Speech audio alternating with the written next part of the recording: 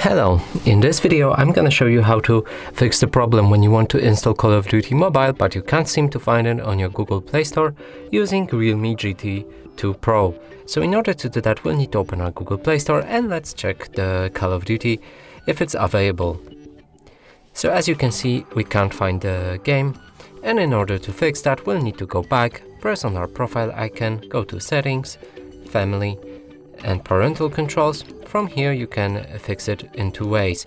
So the first one is to disable parental controls right here by typing in your PIN and then pressing OK.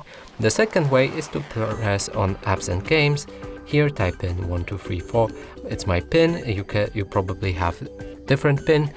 And here select PEGI18. Then save. Go back.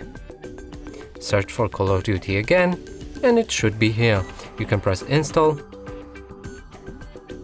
and it will install. And that's it for this video. Hope you like it. Please consider subscribing to our channel, leave a like and a comment below.